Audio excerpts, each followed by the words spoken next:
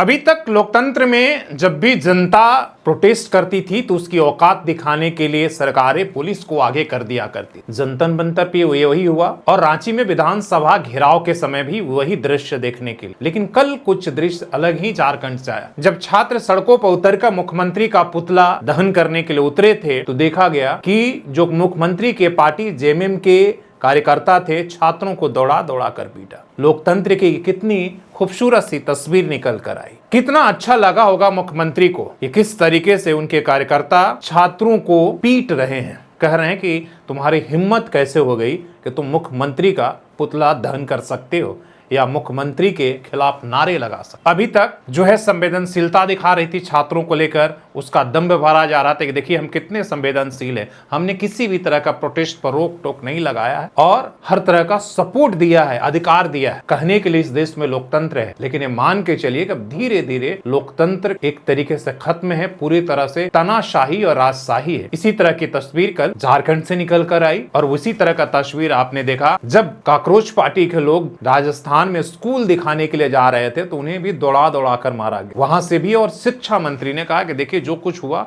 बहुत अच्छा हुआ, उन्हें सबक सिखाया। तो ये लोकतंत्र की दो तस्वीरों से जनता को समझ जानी चाहिए कि अब जो सरकारें आप चुन रहे हैं, वो पार्टी कोई भी हो, आपका सिर्फ वोट देने तक अधिकार है, सवाल पूछने का नहीं है। अगर सवाल पूछिएगा, हक मांगिएगा तो आपको इसी तरीके से लाठी डंडा और जेल तमाम तरह की जो चीजें हैं वो मिलेंगी। इसलिए कि मैं उस बहस पर नहीं जा रहा हूं कि अभी तक सरकार ने जो फैसले लिए वो अच्छा था बुरा था, कोर्ट ने रोक लगाया, वो उसके बाद क्या कुछ हुआ उस पर नहीं। लेकिन ये तस्वीरें कहीं से भी एक जस्टिफाई नहीं है। वो बहस का विषय हो सकता है कि पॉलिटिकल पार्टी के कार्यकर्ता छात्रों को विरोध करने पर डंडा और लाठी से मारे और मुख्यमंत्री खामोश रहे। और पार्टी के लोगों ने, अगर पार्टी के लोग नहीं भी थे, असामाजिक तत्व ही थे, लेकिन उन पर कानूनी कार्रवाई होनी चाहिए थी, मुख्यमंत्री को बोलना चाहिए था, लेकिन नहीं बोलकर एक तरीके से, जिस तरीके से मौन सहमति माना जाएगा कि आप उनके सहमति, मौन एक तरह से सहमति दे दिए है और जो कुछ हुआ है वो आपकी सहमति से। एक नई परिपाटी शुरू हो गया है। जिस तरीके से हम तानाशाही को लेकर तमाम विपक्षी पार्टियां आरोप लगाती रही हैं केंद्र सरकार और बीजेपी पर, लेकिन जो कल